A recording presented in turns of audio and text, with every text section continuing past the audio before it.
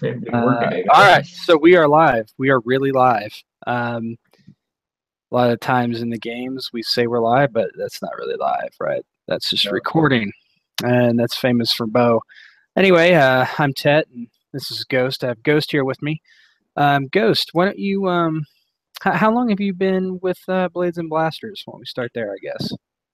I would say I think since around August, early August, maybe late July, one of the two. So this is October, so like 3 or 4 months. Um, So pretty new. yeah. We've been around almost 2 years, I would say, something like that, in one way or another, right? Mhm. We rebranded in around May and started really picking up steam then. But why don't you tell me what led you to Blades and Blasters? I know it was obviously from a recruiting post, but what about Blades and Blasters made you want to stay, want to play, that kind of thing? Well, I had run with a group of close friends for about a year or two before Blades and Blasters, and they're my friends. I obviously enjoy being around them, but personal opinion, I didn't enjoy role playing with them. This wasn't very interesting or immersive.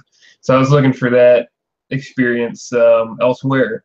And Roll20 is an excellent site. I enjoy it, but it can be difficult to find a home there because a lot of what gets run are the mainstream systems. So D&D, and I had just grown tired of that. Like D&D is Hmm. fine as a system, and I understand the appeal.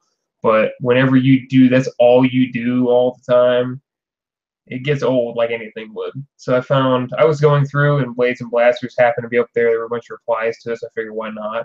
I looked into the YouTube channel, saw that you guys run several different systems and niche games that I was interested in trying.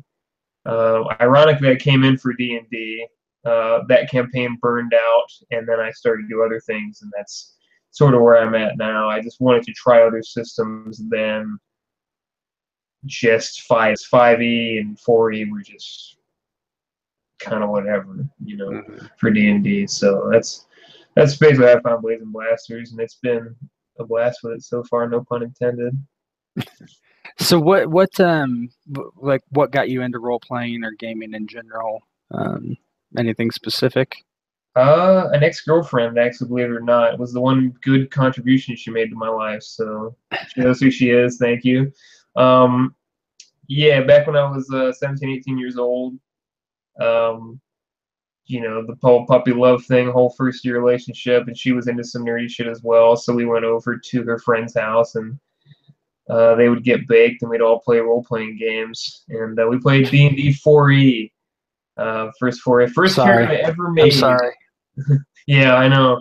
But first character I ever made died in about 5 minutes. That kind of tells you how uh how seriously that was taken. Not very at all. It was kind of like whatever. But Yeah. for the interaction aspect and sort of whet my appetite for it, got busy with other shit for a while at college, and then whenever I was towards the end of college, started to get back into it because video games are fun, but they're restrictive. Even if they say they're open world, there's still restrictions. Right. In role playing games, there might be some restrictions technically, but there's a lot of wiggle room there. Like they are the most open method of gaming. If you're creative and you've got a GM that rewards creativity, there's not a video game that can match it. Like some come close, none of them ever reached that point. So Right. Agreed. So I guess we'll just kind of segue into some of the stuff we're doing now. So anybody who's following actually what Blades and Blasters has on the YouTube channel just noticed a lot of different new stuff right now, right? We have more GMs than we ever have. Um, some fairly new people to the group, like you, and other people that I've known forever that just haven't run anything yet, like Ingwolf, right? Um, so it's good to see. I guess we can just start talking about some of the different things that we're going to have in the future. Let's do that first. So uh, I know that for sure we're probably going to have a new A Song of Ice and Fire game starting soon.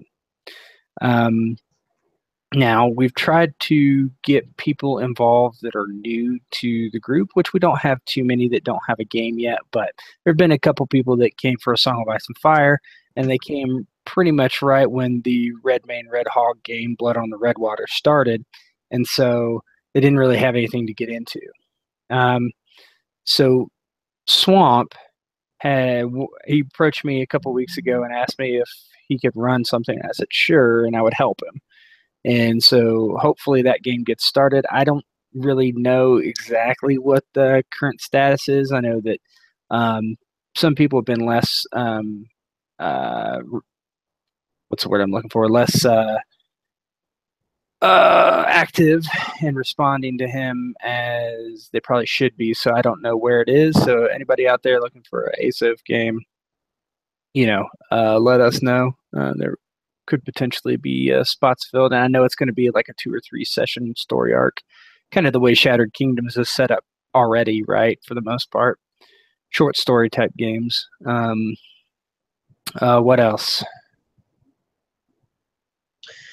Well, we're concluding the Harn Master. It was initially a one shot, right? And it expanded sort of a mini campaign, I suppose. 5 sessions would be probably classified as a mini campaign. I'm not sure. When did you say you were hoping to run it? Sometime next week from the time of this? Probably in 2 weeks. So that'll be concluded and could be followed, depending on interest within the group, by a. I know I hate to compare it to a D&D type thing, but there's this format called West Marches that is essentially, if I'm remembering this correctly, it's essentially mercenaries brought together for a contract. Harnmaster, because of the lethality of the system, and I think we're going to touch on Harnmaster later with like what it's about and the system itself. The lethality of it makes it kind of difficult to potentially grow characters. Like you could be growing a character and then they're dead. So a better way of doing like a longer campaign is to have a persistent world where many people are living in, and you can use the same character over if they die, right? Or if they don't die. But Right. that losing a main character in that sort of setting is not as damaging as it is sort of a linear type campaign, where if you die, okay, what is the segue in for the replacement character if that person wants to play again? It's more headache probably than just doing it. Hey, you died this time, new character for next time, new adventure type thing. So I think that system's going to work out well if it's ran. And of course, I'm not going to advertise for it because I don't, But if people are interested in that, that sounds like something interesting when we talk about it. Or if you've seen the Harm Master games and like them, that's definitely an outlet people should look into. If there's enough interest for anything, it gets ran. So, Right. I think they're also so. I don't know that that'll actually happen, but we'll see. We'll talk about more Harnmaster later a little bit. But one thing that probably will get run is Star Trek Adventures. So Star Trek Adventures is a fairly new game that came out this year, I believe, earlier this year. And there's only the core book, and then there's like a companion adventure book, and that's it, with like 8 adventures. But one thing we kind of thought that we were like lacking in more sci-fi, right? The only steady sci-fi campaign we have, if you call it sci-fi, is Star Wars, which really to me is some sort of fantasy in space, right?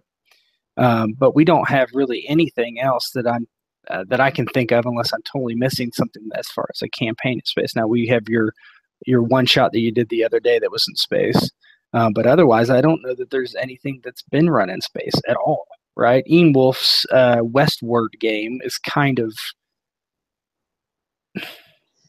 supposed to be not on Earth, right? But it's still a Western, right? it's a steampunk Western for all intents and purposes. And I mean, yeah, you could argue, oh, it's a space game, but it's still robots and cowboys. Like at the end of the day, no matter what planet it's on, it looks like the West. It's a steampunk Western game, like, which is fine, but it's definitely not a space game. Yeah. So yeah, Star Trek. This is an addendum. looking for people, new people from Roll20s. So if you guys are out there, or anybody really, if you guys are out there and you want to get in the space game, there you go. We've got space. We've got room in it still, I think, right? We can make room. That's fine. There Because you go. like you're saying, so trying to match the theme of whatever you're playing is kind of important, I think. And for Star Trek, it's like how can you make it more Star Trek instead of just making it a linear campaign? It's make it episodic, right? So in this episode, you focus on these four characters. In this episode, you focus on these red shirts and these guys. So you try to split it up in a way that um, that matches kind of the tenor of the show. So I'm hoping to do that. We'll see how it works. We do have 4 players, but that doesn't mean that other people can't play, right? I won't have a session with more than 4 players. I think I'm done with that. Yeah. But we can talk about that later too. But yeah, I think there might be a Dresden File game coming, which uses Fate, Fate Core, I believe. Chris was saying, not Fate Accelerated. So that's potentially out there too. Don't really know much about that yet. It's just kind of been the spitballing phase, I think. And then we've really been, what you particularly been running your one shots lately. Why don't you go ahead and talk about that a little bit? Yeah. So preliminarily, we're calling the system System Light because that's basically what it is. It's a light system. It's a D6 system based off of character statistics, focusing more on the ROLE play than the ROLL play when it comes to role playing. Sort of developed out of there are a lot of roles over the course of, and this sort of relates to my Warhammer campaign, which I'm enjoying. I don't want to give the impression I'm not, but the Warhammer campaign that I'm running, a lot of roles happen, and it can sort of break up interactions and tension because you're sitting there like, okay, I got to roll this from the sheet, then my damage, then I got to parry now. So you're like making it's several rolls and several, maybe 10, 20 rolls every couple minutes, and it just sort of bogs things down. And that's something that a lot of systems have, and it's just sort of a thing that it's hard to deal with in those games that are rules intense. So for System Light, just a few rolls. I think the Dark Voyage game we had maybe 20 or 30 rolls, and most of those came in the last like 20 minutes of a 4-hour session. So it really just like some of it is flying by the seat of your pants as a GM sometimes because you got to have like X amount of players, and your players are people, and if you're playing with good role players, they're going to throw you curveballs. So you got to have good plans in place. But we're working on sort of refining the system, making the roles even more fluid, and making it just click, just go, the whole time. So it's a role play heavy system, but it's been working out good for us, I think, so far. And there will be more of those on the channel, potentially not even just by me. Swamp was talking about being interested in doing something on his own, looking at it, and it's a pretty simple system to get a hold of.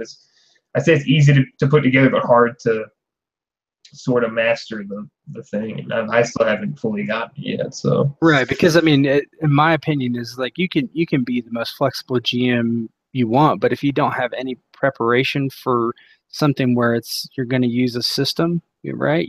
You're not prepared because you can't introduce X, Y, and Z if you don't have the stats for X, Y, and Z or the map or whatever.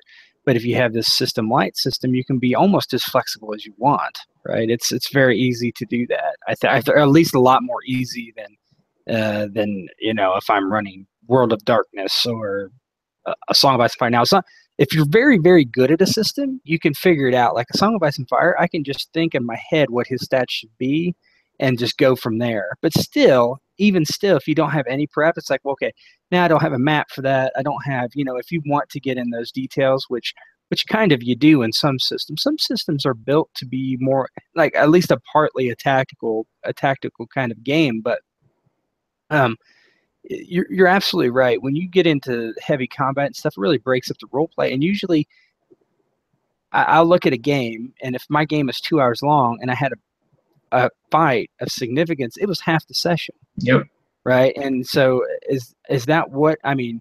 I can probably do the same thing and play a video game or whatever and get some sort of a strategy tactical game like that. It's not really what role playing is about, in my view. Some people, I mean, that's all they do it for, right? We know that, Yeah. but obviously that's not really what we're about. I don't mind having fights, that break up the game so much, right? As I'm sure you don't in Warhammer either, but at the same time, that's not always what you want in a certain situation or game or storyline or whatever. You don't like okay, let's break into this a little more detailed. Shadows of Demon Lord, our last session. No fight, 5 rolls maybe,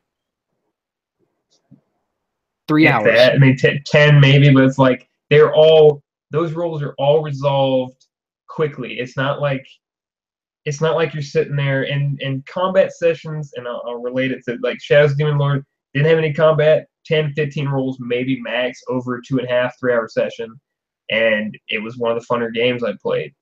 So, I mean, there's obviously a preference, but look at it like this: like there are rules in place for Warhammer Fantasy and all that stuff. And other games, I'm going to Warhammer Fantasy a lot. It sounds like I'm dogging on it, but I love the game I'm running. Just clarifying again.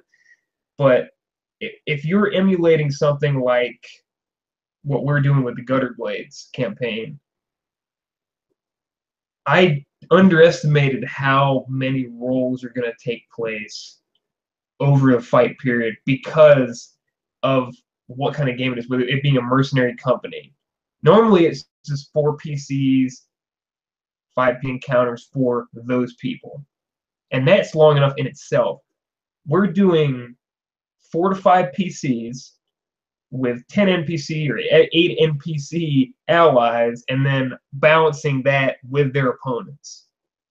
And so it's like, we're talking like just 20, 30 minutes to get through a turn sometimes, which is just, I'm having to like cut back on describing things unless they're spectacular just to save time.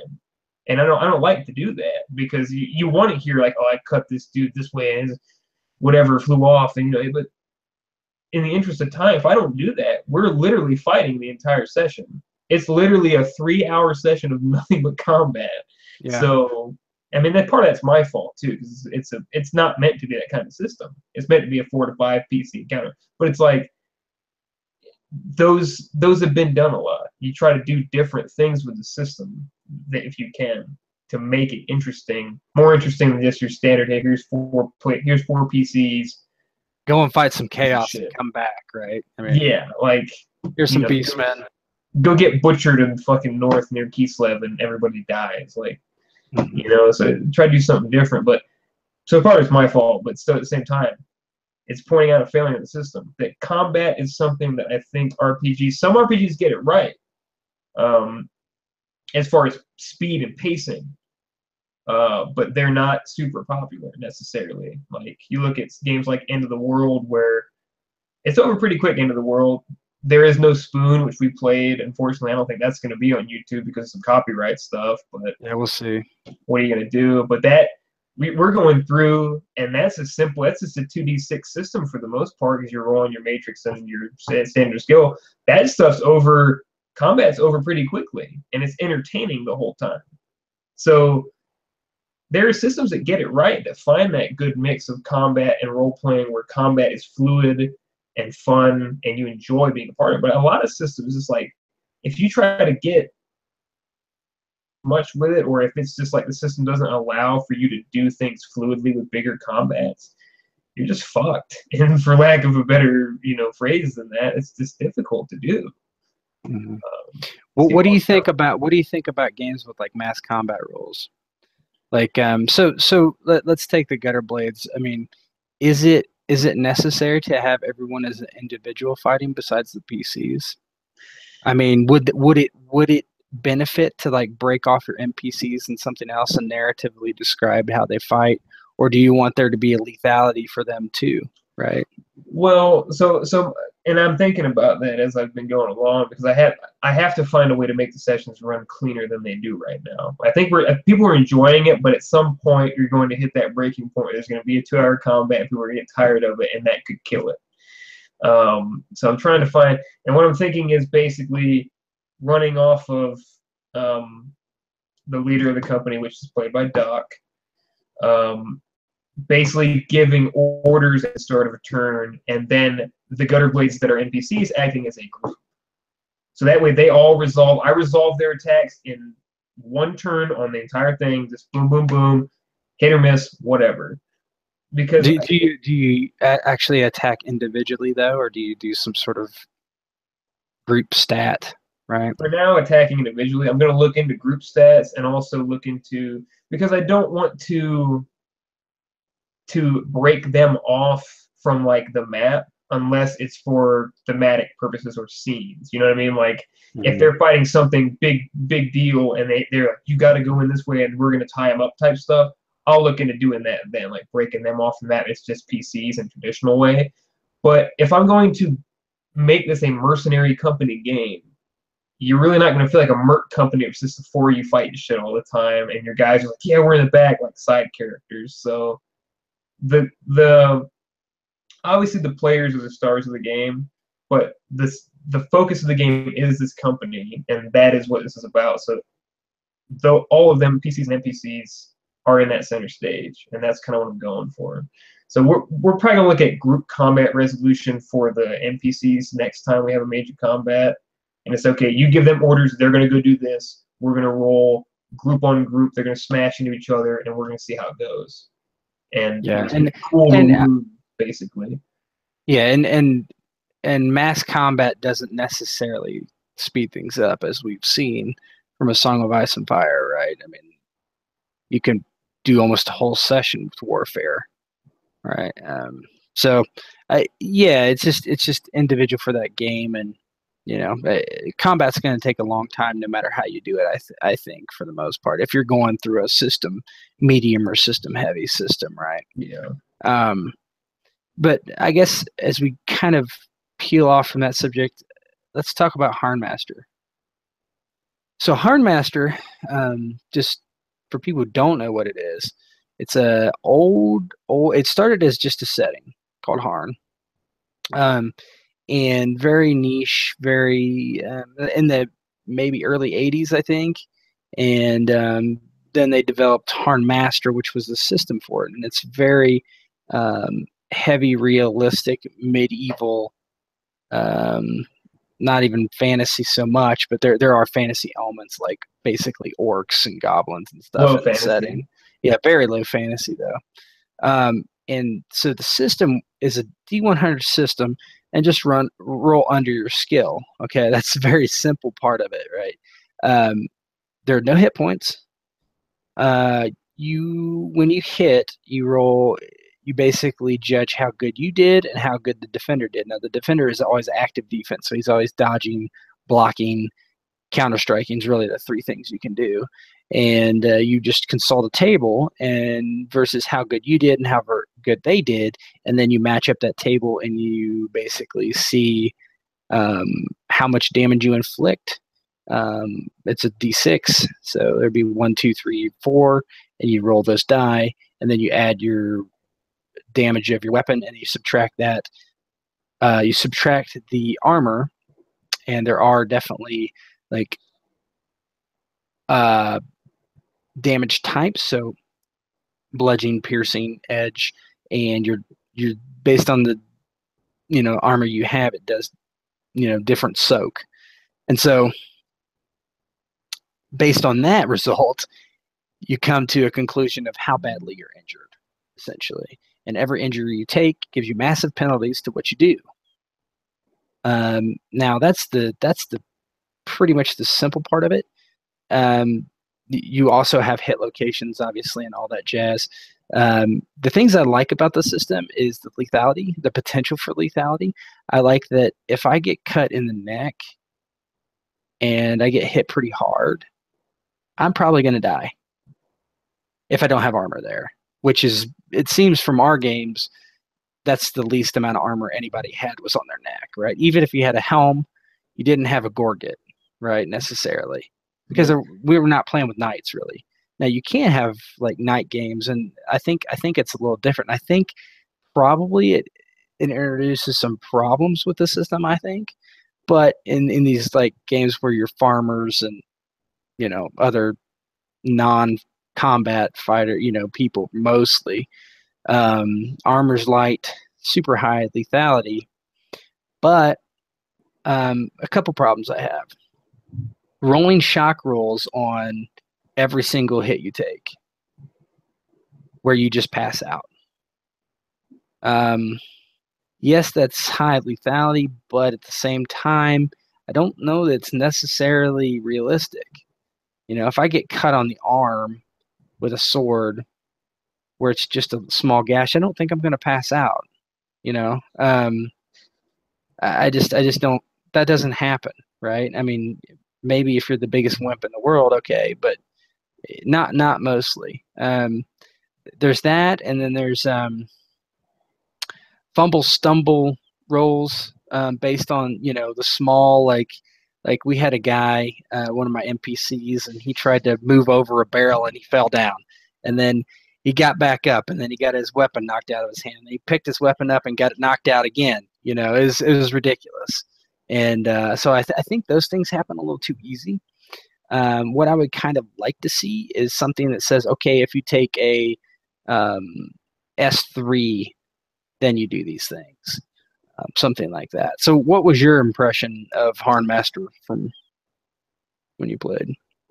Well, I enjoyed. I mean, I enjoyed because my feeling of a lethal system, and people disagree here because people grow attached to their characters, I think. But if you're looking at it from the perspective of, okay, this system's highly lethal, I have to play way smarter than I would if I was saying. I'm not calling D&D players stupid, but compare D&D to this, where literally you can die in one swing to the neck if it hits you the right place and the right amount of damage. Like if you critically succeed and your opponent critically fails a defense roll, right, and you hit them between 1 and 20, which is all upper body, you're probably going to kill this fucking person straight up.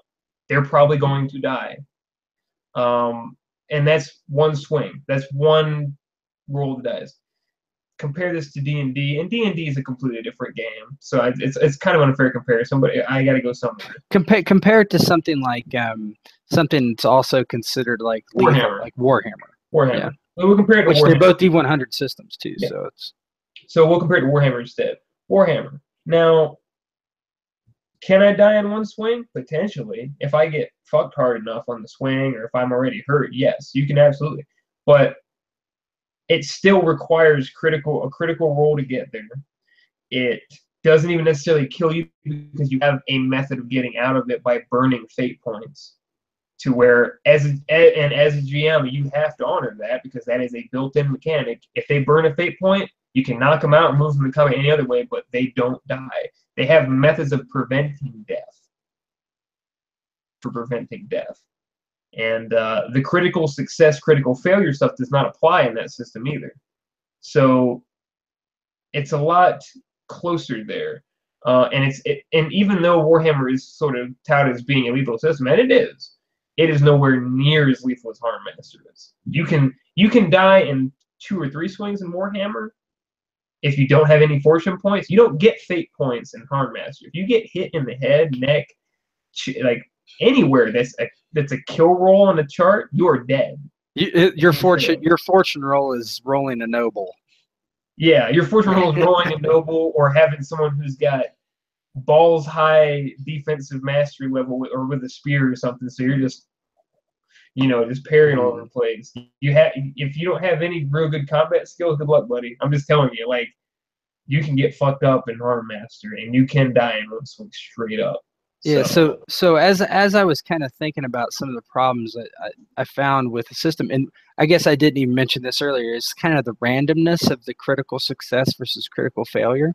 Yeah. It's just so people are watching this know. So critical success or critical failure is when you roll a 0 or a 5 on your last digit of your roll, and basically if you succeeded on your roll, which is you met or was below your skill, that's a critical success. And if you're above it, then it's critical failure in that case. And then you match the two combatants, rolls, and then you go to the table from there. I love the table. I love the table. But I think like just the randomness of like, okay, so what I alluded to earlier with the, okay, you have high level play. So I looked at NPCs and stuff that are generally out there for Harn and whatnot, and a lot of them had over 100 in their weapon skill. Okay, you're talking about trained fighters, right? Yep. And I looked at this and I said, man, if both guys have over 100 and they have similar armor, It becomes a um, slap fight. it becomes a completely random, because, and this is why, because there's three things you can do on offense. That's it. I mean, really one, you can attack. Yep. Melee or missile. There's no, you don't do any special attacks. You can aim high or you can aim low. That's something you can do, but you can't do anything else. On defense, you can dodge, you can block, or you can counterattack. Yeah. I mean, as far as block and dodge go, you're just going to pick your best skill. I mean, if you have a weapon skill that is the highest, you're going to block or parry, same thing. Or if your dodge skill is the best, you're going to dodge. Counterattacking is interesting because counterattacking, the benefit is great, but if you mess up, you're screwed, right? That's where the you're randomness really comes in again, because you could fuck a counter strike roll where you're trying to get an advantage, and you're just fucking done. Like, and and with people who have matching, with people who are just completely disproportionate on terms of tier, how good they are. I mean, it makes sense. But I mean, you could get lucky as a low tier guy, but most of the time you're gonna die. So you're fighting a knight and you're just a shit farmer, Yeah. Now, two knights fight each other. It's straight up. There's not much skill involved in it other than just, hey, attack, I defend, I attack, I defend, and you're just hoping for at one point to get a critical roll. There's not a lot of strategy. I mean, I think it would benefit from some ways to maneuver and alter the battlefield conditions somehow, because I don't see things like that in the system right now. I mean, correct me if I'm wrong. I don't see a thing to maneuver, which I'll compare Warhammer again. Mm-hmm. Warhammer, yes, there's your standard attack or your multi-attack and shit like that, but in the advanced actions for Warhammer, you can maneuver people and move them around the battlefield into more advantageous positions for yourself or into disadvantageous positions, like moving them towards a cliff or moving them to where their back is facing one of your allies or moving them into a dangerous obstacle or hazard. You can do things like that. You can feint. You can make it to where they suffer penalties when they attack you. There's a lot that goes into that. I think harm, while the lethality is great, it would benefit from allowing more advanced actions like that to where you can have an influence. And even in, sure, there'd be some randomness with critical rolls and things like that, but you would have an impact on what they're doing as opposed to just hoping to hit someone or hoping they fuck a roll, which is what it is right now. Yeah, I agree. I just think of I look at A Song of Ice and Fire, right, which is a different system. It's not nearly as lethal, but all the different things you can do, right? You can cautious attack, you can all out attack, or reckless attack as it's called. You can try to disarm them, you can try to knock them down, you can try to knock them out, you can. I mean, it's just all kinds of shit you can do. Right, in Hardmaster, you got none of that, right? So I feel it's not very and so Lithia.com, just so people know, is like one of the big Harn websites on the internet, and so Harn has a pretty big following. It's just a niche, but I mean, there's a lot of people that like it, and I understand that. Well, I went on there and I was, just trying to figure out. I was like, so what happens if you guys are you're just basically have the same skill? Then it's just completely random, right? They're like, well, you should be using your environment to your advantage. And I'm like, well, okay, but there's only so much you can do. Well, I hide behind a building and wait for him to run around. Well, he can attack me if he's in charge range. And their movement rules in combat are a little wonky anyway. I had to actually go on there and had some pretty long conversations with some of the rules because they're just not written that well, and they're kind of not very clear. So there's movement rules that weren't really clear. And then I also brought up the grope, right? The big grope. The big grope. So a grope in Harn is basically just to interact. So draw your sword, drop your sword. well, I don't even think drop counts, but whatever, right? It's free actions essentially, or what we would call in the Song of Ice and lesser or interact. Lesser action is what it would be. But so there is a part in the grope when somebody is actually knocked out that you can just coup de grace them immediately, and that seemed crazy to me, right? And it seems particularly crazy because when you hit someone and they fail a shock roll, you get to DTA or just TA, I should say. So a ATA in this case means attacker tactical advantage, and that means you get to do an action immediately. Therefore, technically, if I hit somebody, they failed a shock roll, and I did a TA, I'd be able to grope them immediately and kill them. That's insane, right? Why even just say they died instead of failing a shock roll, right? I mean, and the responses I got were either A, oh, well, you got more shit to worry about than doing a tactical advantage to kill somebody who's already knocked out, right?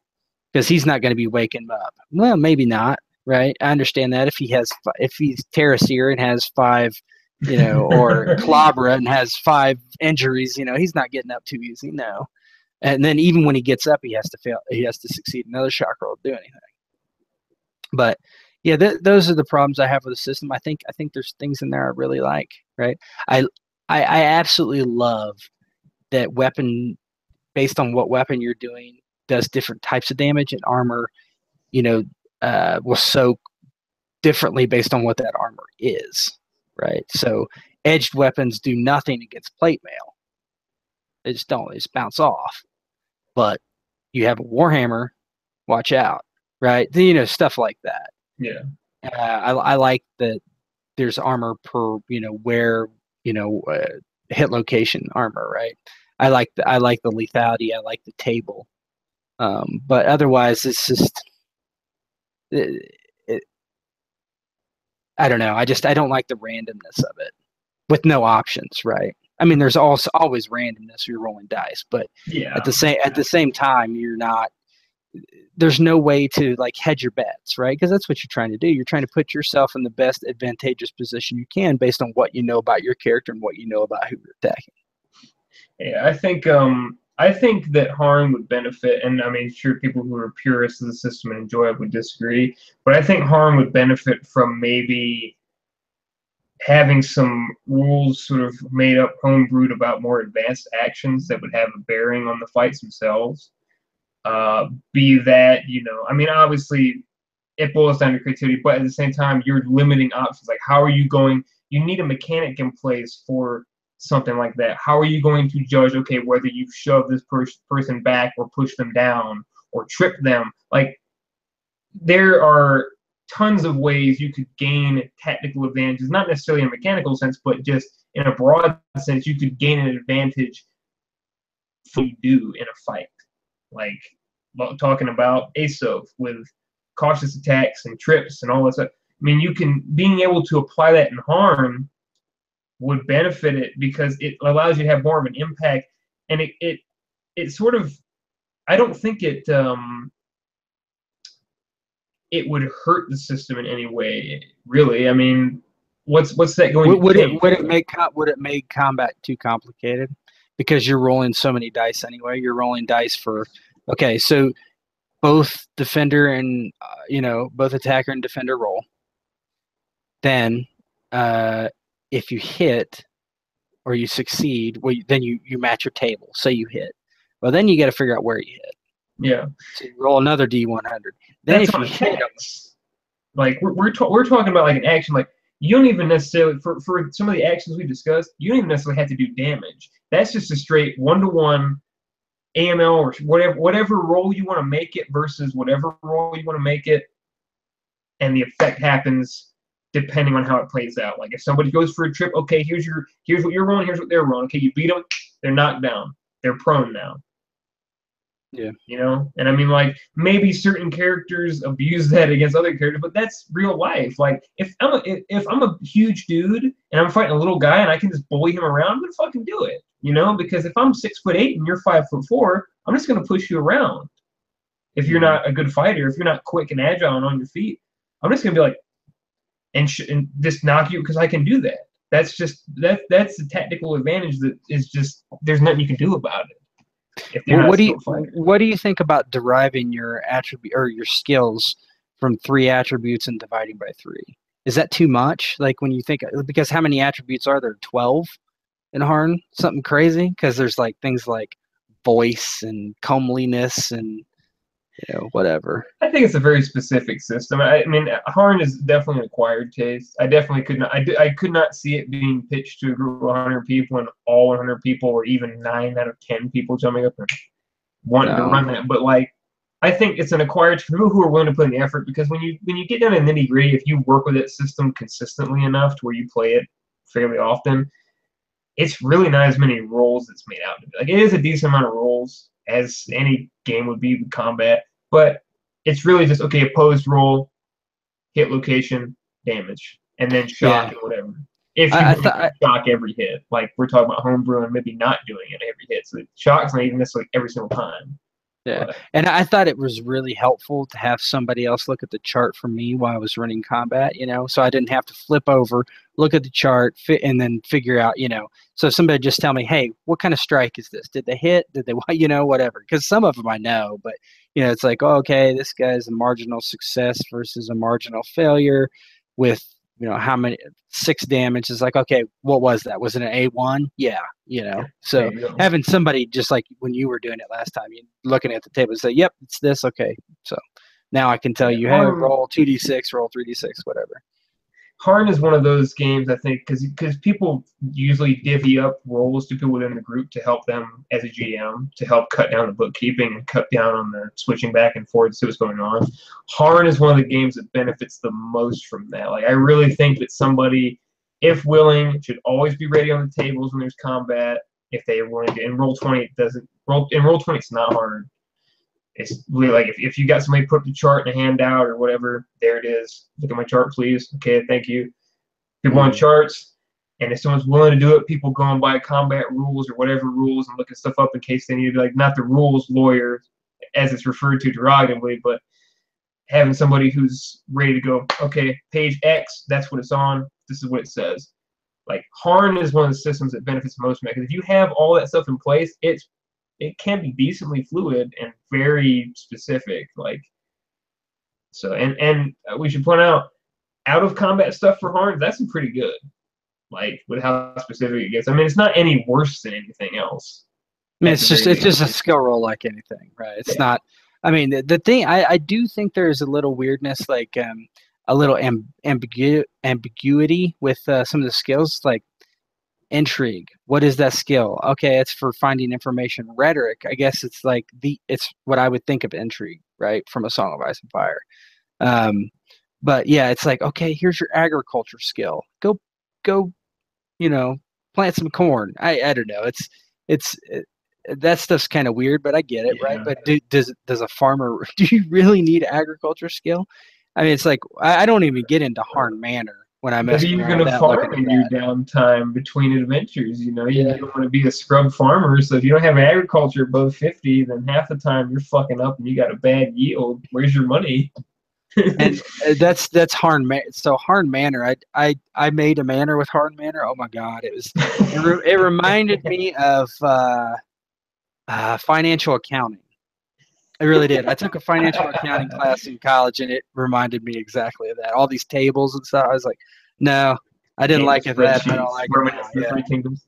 Yeah. Well, I think that's all I have to say about Harn Master for now, but and we can move on to something else. What else? So is there a system that you have any desire to talk about currently? Something unique or something maybe not? Let me think about it. Well, the One Ring, I guess, would be something that I would be interested in sort of discussing a bit. Because of, I don't know how many people know about the One Ring, but I think it's fairly popular actually with people who do Tolkien RPGs right now. Just so everybody knows, there's a D20 game too. It's based on 5e, It's called Adventures in Middle Earth. With Cubicle 7 did that game too. It came a few years after they started doing Tor, the One Ring, but it's completely different 100%. But that Adventures in Middle Earth game is a 5e game with very low magic, as I understand it. I haven't really looked at it, of course, but which not to get off topic for Tor, but magic is one of the things that makes D&D kind of, because like literally if you could pick a party of all mages, and if you build it right, you just fucking face roll everything in D&D. Let's just be honest. You don't even have to go, and we're not even talking evocation mages. We're talking just, you could go illusion and divination, and you just fuck shit up the whole time because nothing would ever be able to touch you. But I digress. Tor, Tor, I really don't have a whole lot of experience with.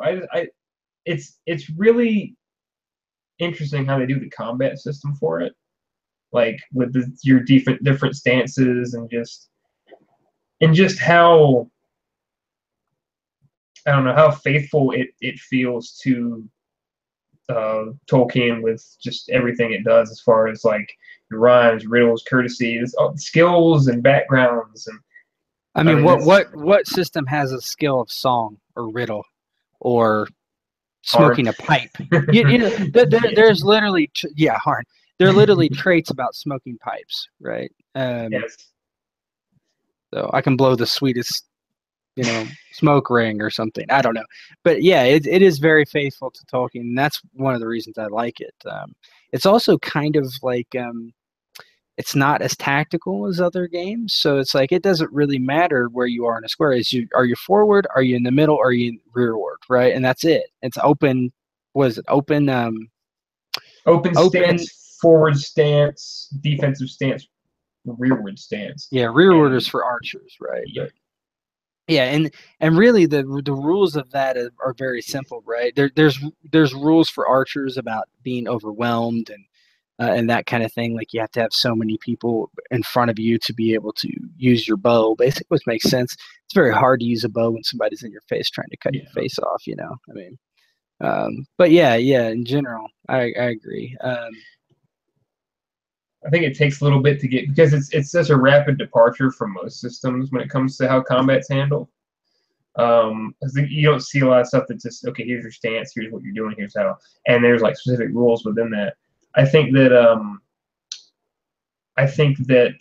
Tor it's a pretty fluid system combat wise once you get used to it, and see how that works out. I mean, it's like I said, it takes a little bit because if you're used to like other tactical combat ones where you're moving around a map. Basically, if you're used to that, you don't do that with Tor. You're just like, okay, they're coming at you. Here's where their stances are. What stances are you taking? Okay, he's going to go forward, open defense, rearward, and there you go.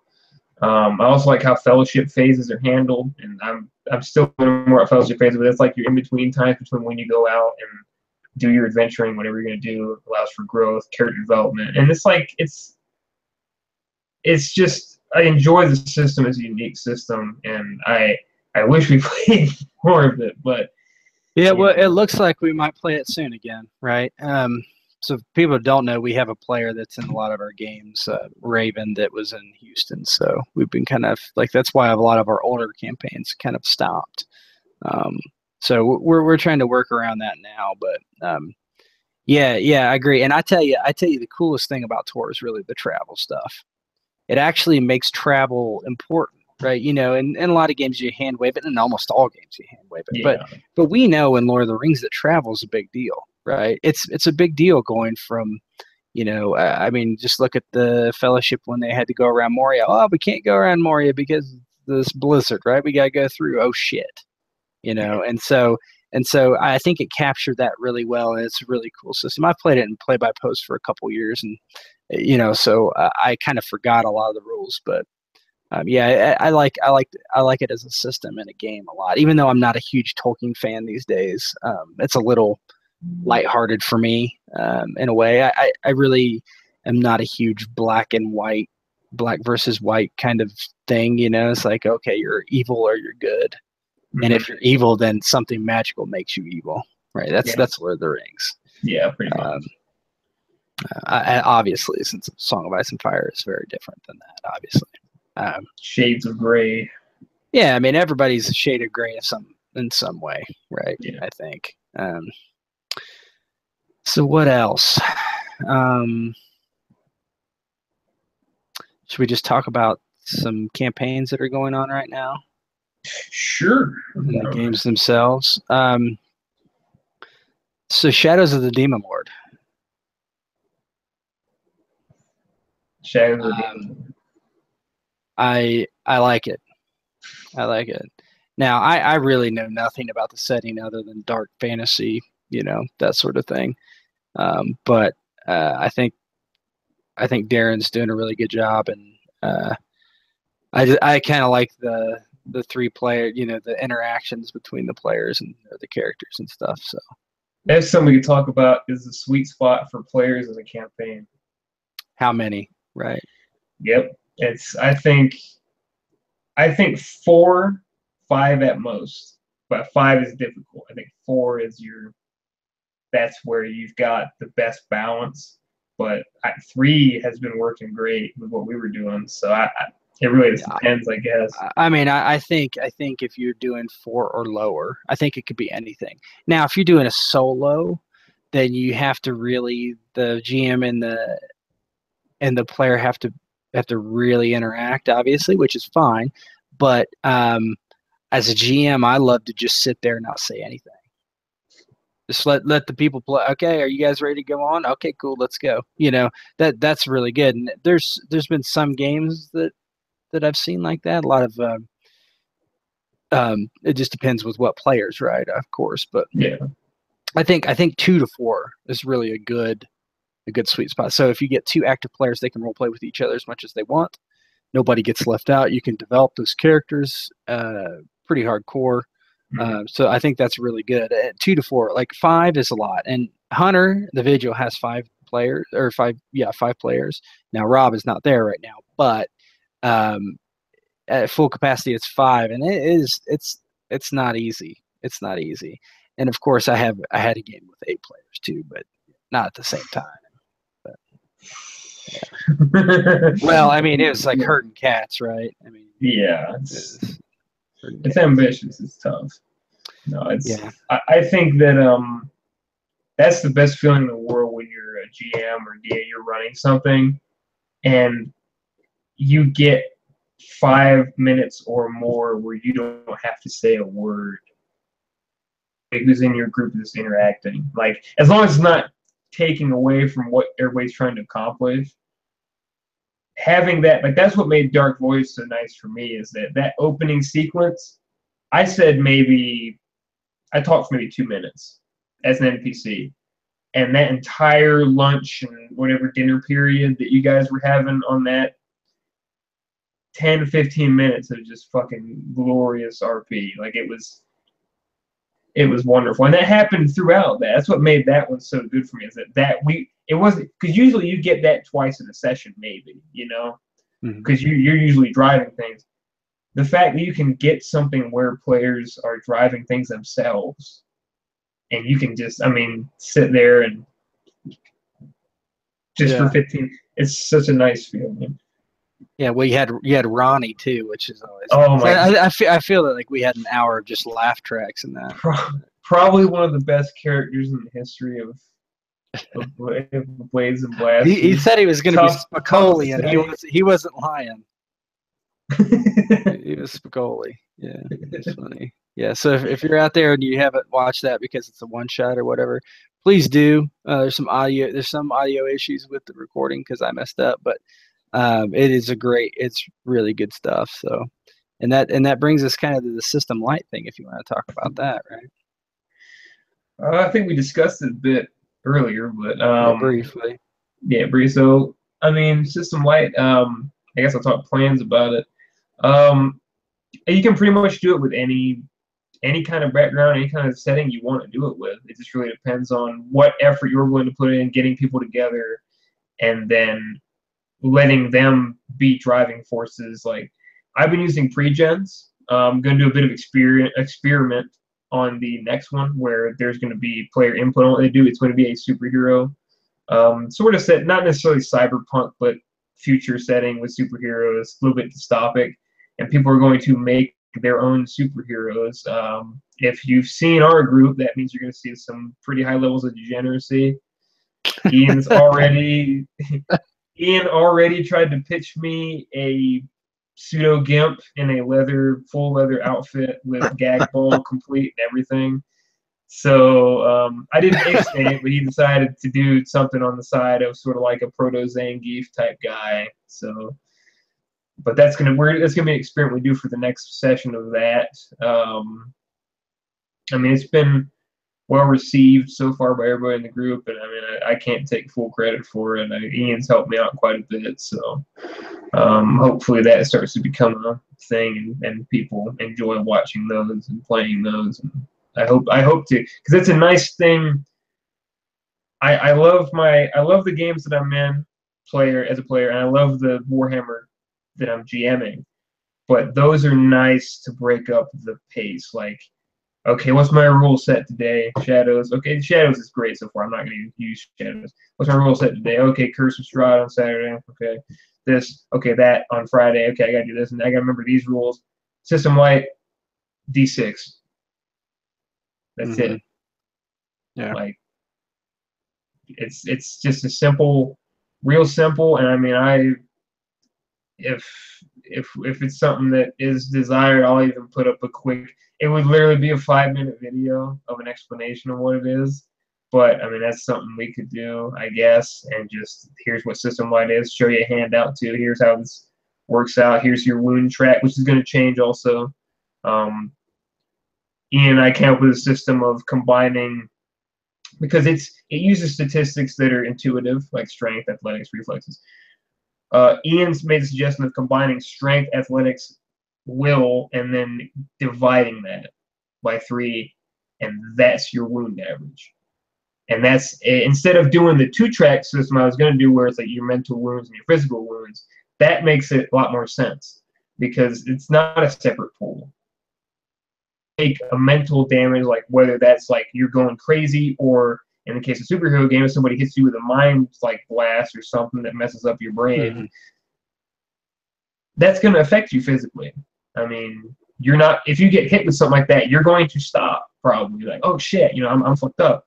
So doing that actually makes a lot of sense. So credit to Ian for coming up with that, and that's probably going to be implemented for the future. I haven't used will a lot so far, but hopefully it's going to change.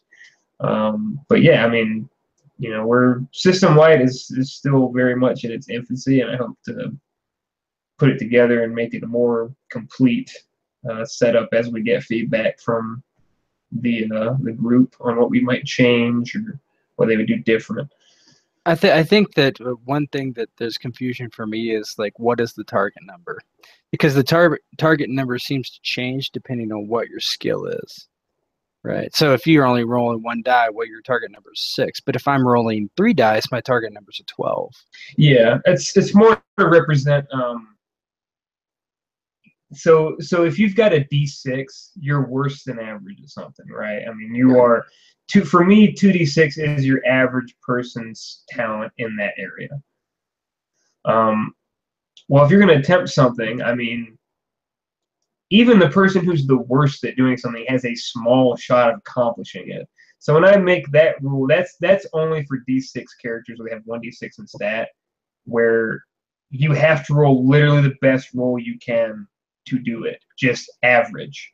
Like, so they have no chance of, and we're going to work in a difficulty system, also something else we need to talk about, where there's a tier system of, if opposed rolls at least, where if you beat the degree of the difficulty level by X amount, I think we decided on 6, was if you beat each one by 6, so that sort of adds to, if you have higher D6 than someone, you would do more. So it's like a 5D6 rolling against a 2D6.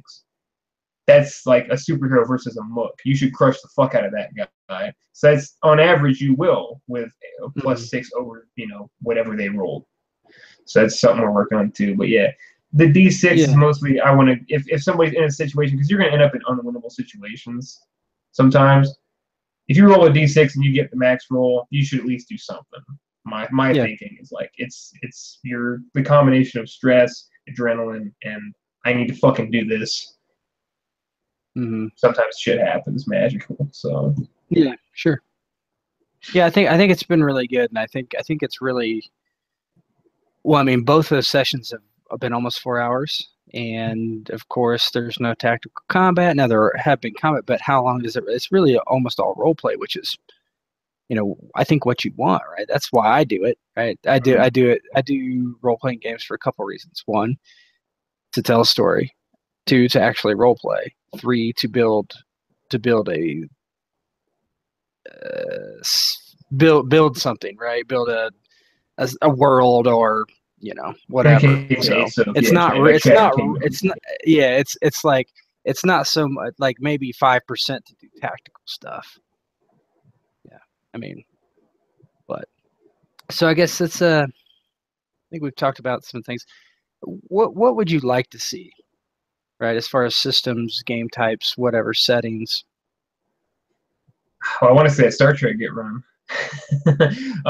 But as far as systems and settings, I agree that there needs to be more space stuff. I think there needs to be, and I was just going off server. I agree there needs to be more space because a lot of what we do so far, with the exception of Hunter, potentially Star Trek, and Star Wars, is fantasy, right? And there's Mhm. nothing wrong with that. I mean, you can tell plenty of stories from fantasy. I mean, the different settings, the different characters that are involved in each. I mean, I think that our fantasy setups are pretty distinct in what they offer for the most part. And There's no Forgotten Realms, right? yeah, I guess there's I no guess forgetting Ravenloft them. technically is not, right? But isn't Yeah, Ravenloft work Greyhawk, not Forgotten Realms?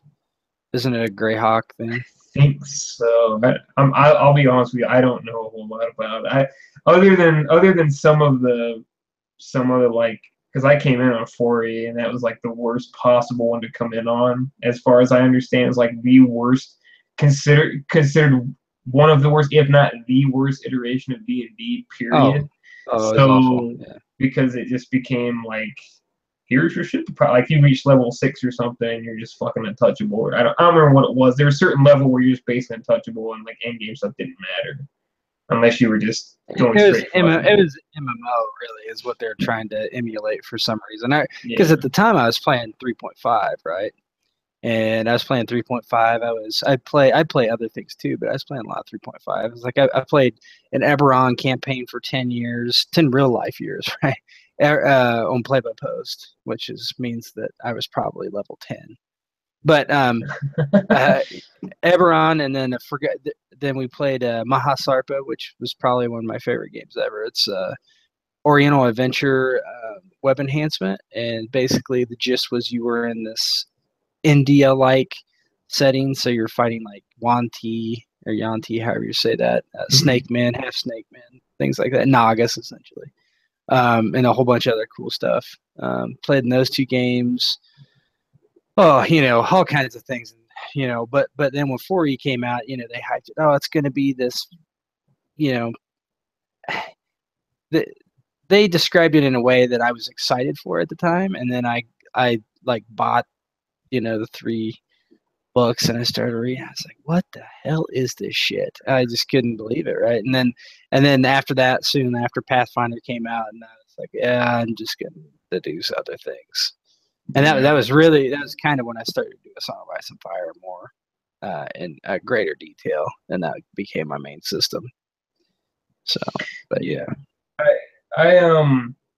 So yeah, obviously, I mean, we're fairly diverse, and our fantasy settings are all very diverse in their own way. I think um, would be nice to see more space stuff, but then that goes back to you know conflicting schedules at times, and what with Raven being so instrumental in a lot of stuff, and it's not his obviously not his fault.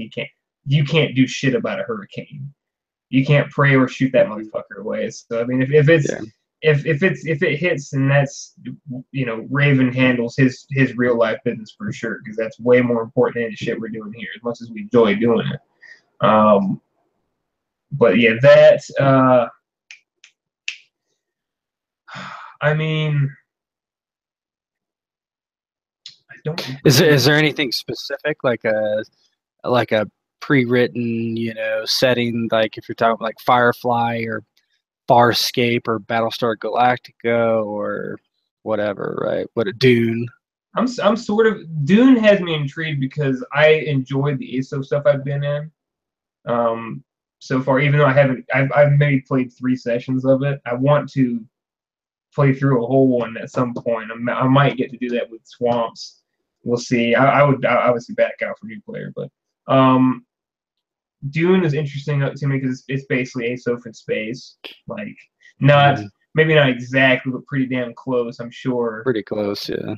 So it's basically Aesop in space, and I've liked the Dune setting. I mean, that was a fucking bitch to get through that book, man. And maybe people will call me out for it, but god damn, that was a lot of techno babble and very wordy. I enjoyed it. The guy who wrote that's obviously a smarter man than holy shit. But yeah, it's like a techno babble slash like religious babble slash fantasy about like the Quizak Satirak. It's like how do I even pronounce this shit? Yeah, like yeah, like you're going through. It's like this is interesting, but what does this fucking mean? Like, am I? It's like Bible or something. You don't know.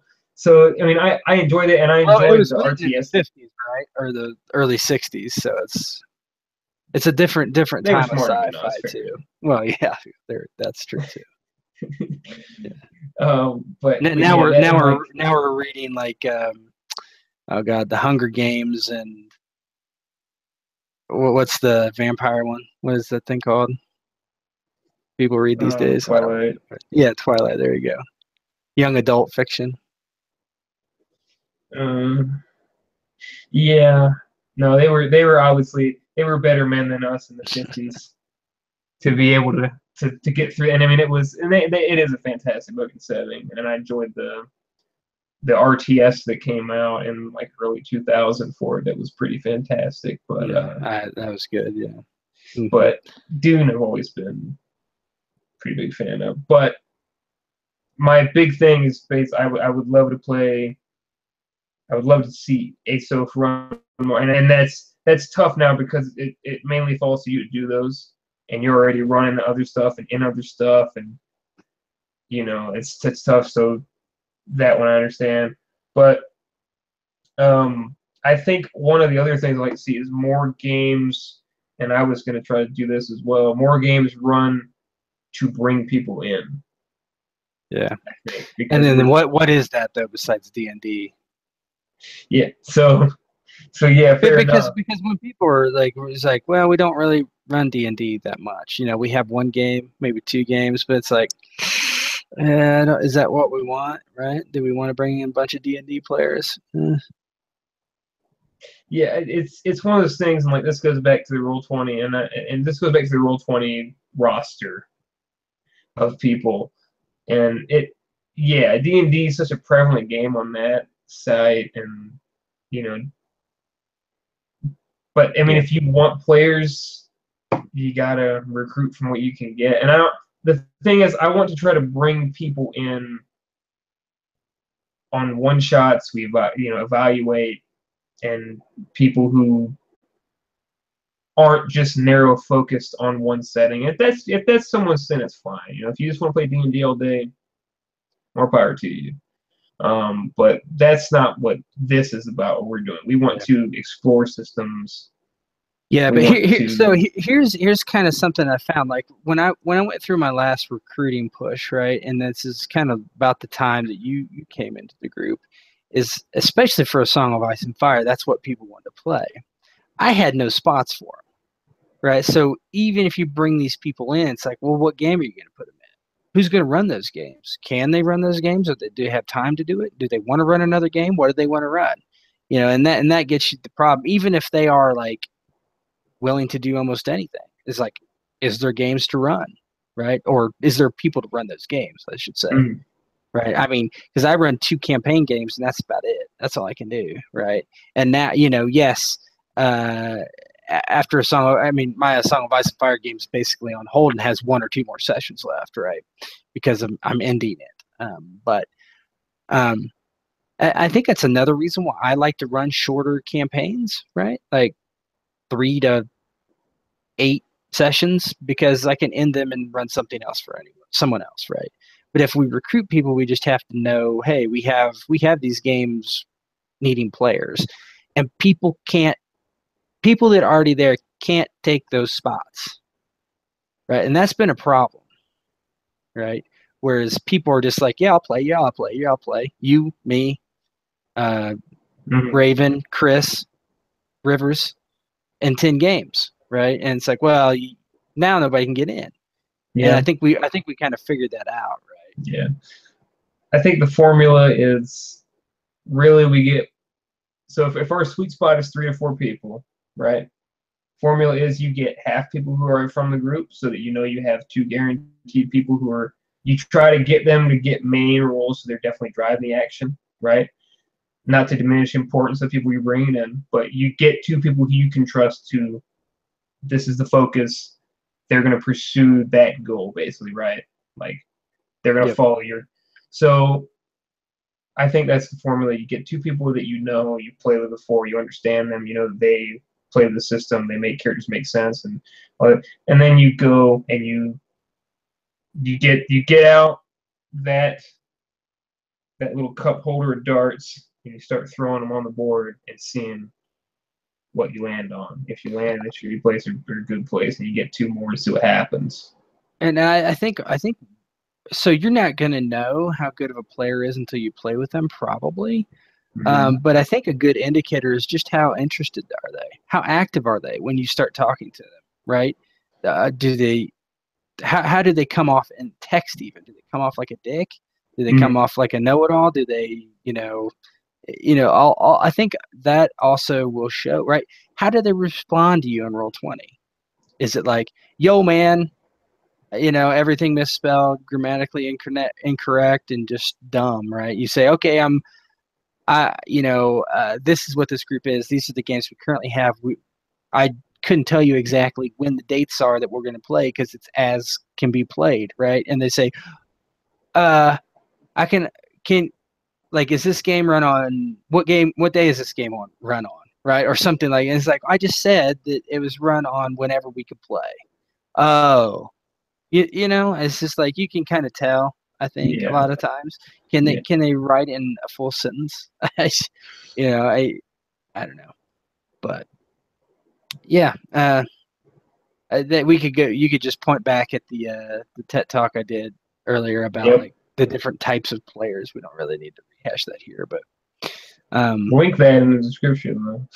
yeah, Here's what we were talking about. yeah. So I guess as far as systems for me, I would like to see played. I'm pretty excited about Eclipse Phase finally. Um, I've run Eclipse Phase a couple times, and I've never been able to play it. Um, it is very hard to do on play by post. Um, Oh, God, I it's imagine. hard to do, period, honestly, because it's you have to be able to break yourself in half and your stats in half, right? You have your ego stats and your morph stats, and they're basically completely different things. So you have to be able to remorph. So basically, the GM has to be like, hey, I've got to have just their ego stats, and I got to be able to put it in their morph stat pretty quickly. Or you just say, if you do that, it's next session. You got to do that at a session break, so I can do it. I don't know, Hmm. but I'm excited about that. I guess I've played it once. Doc ran it for me once. As far as games that we don't have like on the schedule at all, Legend of the Five Rings, I would like to see get some action. It's one of my favorite systems, honestly. It has a good amount of lethality. It's in a setting I like. I like Oriental settings a lot. Has that samurai feel, but also like a fantasy feel, obviously, because it is. Um, those two. I kind of hope that someone runs the D6 Star Wars when it gets re-released, the West End game Star Wars. I know Bo was talking about it a little. I don't know if he's going to do that because we still have the other Star Wars session going. As far as settings, besides those combined with those, like nothing specifically comes to mind. Chin is another game that was kind of going to get run. Like Walter Peck was going to run it, and then he's running it in play-by-post now because he just wants to take his time with it. But Chen is interesting. I would play or run any of those other games by the French RPG. I can't remember what their actual name is, but Cubicle 7, the same company that did Tor, brought all those games and put them in. Right? What's that? You were talking about like Yggdrasil as being one. Yggdrasil and Keltia are the two systems. Like Yggdrasil is Vikings, and Keltia is basically King Arthur, but like kind of an event that he's a Briton, right? So not heavy armor, not that. There's a movie that was similar to that. I think he was a centurion or something. He was a praetor or something. I don't know. It's a terrible. Yeah, he's the Holy Roman Empire. Yeah, but it's generally that kind of bent, right? And whereas Pendragon is very different, right? Yeah. So Pendragon was kind of cool too, but yeah, we have a couple games that ended or that are going to end. So I think we'll get off here soon, but Pendragon has ended, and so has one of our Song of Ice and Fire games. And then I'm ending Blood on the Red Water soon as I can, coming to an end. There's a lot of there's videos out there that are actually private still because you have two conflicting groups, and I don't want the other group to see it. So you might see it when it happens. Those videos will become available, obviously. Star Wars Inception, which is our longest game by far, is on hold right now because of Raven, but it probably won't be too much longer before that game ends too. What else is ending soon? Anything? I don't think so. How much longer you got Hunter playing for? As long as people are alive. So that could potentially end soon. It could. I have a lot of things I want to do with it, really. That is not, you guys aren't close, because I wanted this slow build up, right, of what what you could do. So, yeah, there's no plan. I don't have any plans to shut that game down currently.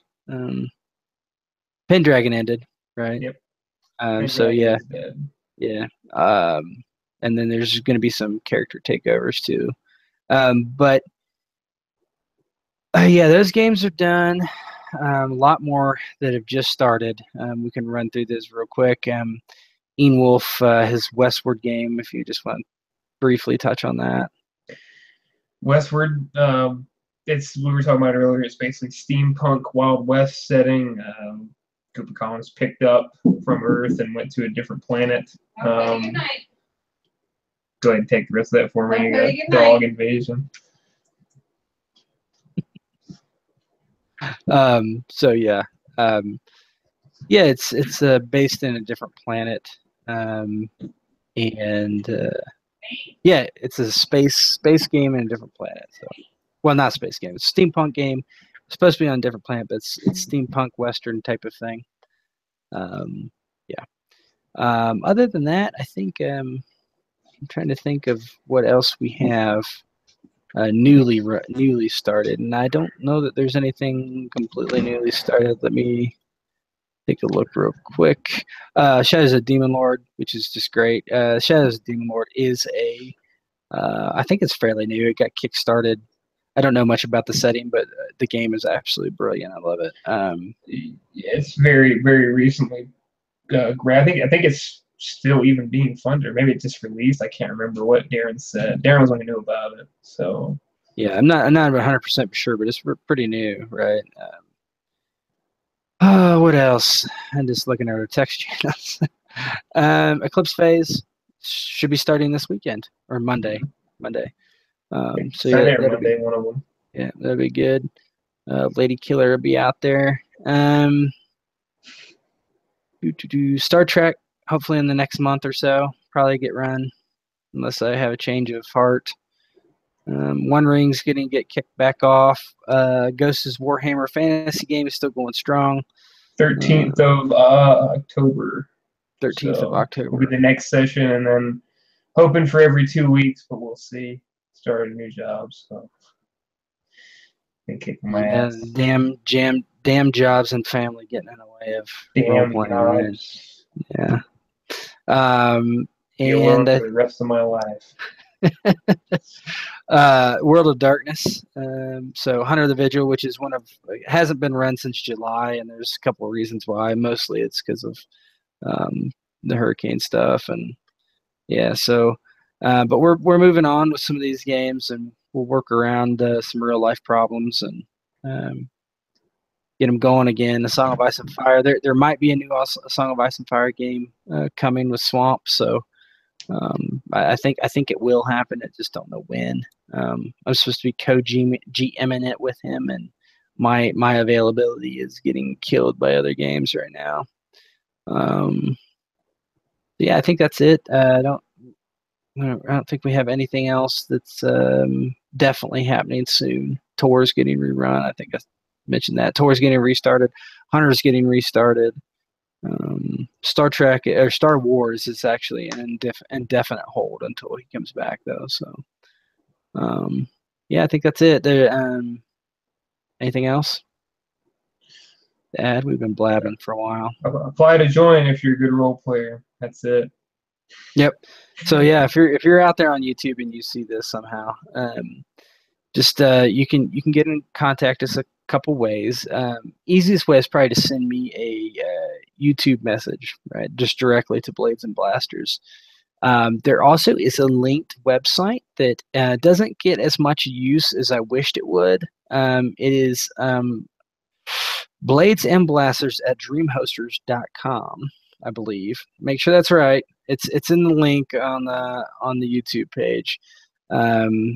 So you can go there, but if you don't get a response, please just contact me via YouTube.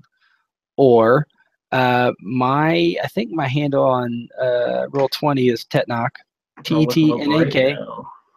now. Pretty sure it is. You can contact me there.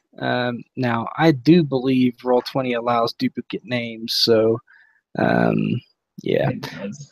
Yeah, and so you can also hit me up on Discord, just TETNAK 4673.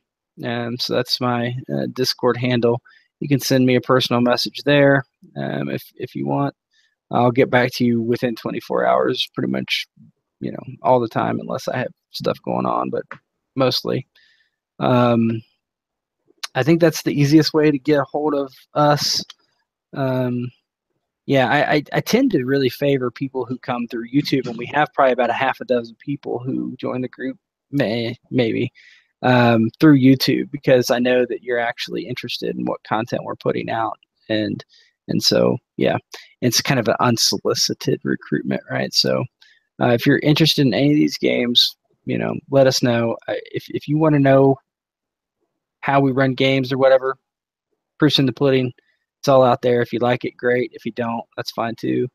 But if you do and you want to get involved, you can get involved as heavy as you want or as little as you want. One game to every single game on the site, like us two, right? Right? Or Yeah, very near. I think you've got me beat right now. But so yeah, and if you're new to this hobby or whatever, we're all pretty cool. I think, at least I am. for the most part. For the most part. One disclaimer I want to throw in there, because this has happened a couple times. Don't just join to pick Tet's brain about ASO. We've had a couple people join just to come in. How do you run this? Tell me how you do this. Tell me, dude. Core rulebook's right there. You can watch YouTube videos. Join us to play games with us. Join us to be a part of the group. Don't join just to pick someone's brain and dip out like some people have been. Join with an if intent you're to play interested in games. learning learning about how to create a character on the Song of Ice and Fire, I have a video, and it gets watched a lot. So we are the #1 A Song of Ice and Fire role playing game on YouTube. So there you go. Yeah. So I mean, yeah. If you want that information, it's on YouTube. If you want to join us and play a Song of Ice and Fire games and then ask me those things, then fine, we'll talk about it. but yeah, I think that's all I got. You got anything tonight, Ghost? Besides You that? know, that's it. I just want to tell people to stop fucking around. All That's right, all. so stop fucking around and come and join us to play games if you want. And yeah, we'll probably do this a little bit more often. I think from time to time when we have the ability to do so. So if you got any more questions about what we do, or you want to join us, or think you want to join us, just talk to us. Get in contact with us the way I've mentioned. Be the easiest way, or comment here, and then usually we'll respond and go from there. But thanks everybody for watching. There's been one viewer the entire time, so that's pretty cool. Hey. So I hope you enjoyed this. It's probably somebody already on the site. Yeah. But yeah, it's probably Ian. yeah, maybe it's probably Ian or Rivers. It's probably Yeah. Rivers. Okay. All right. Thanks for being here, and see you guys next time. Bye.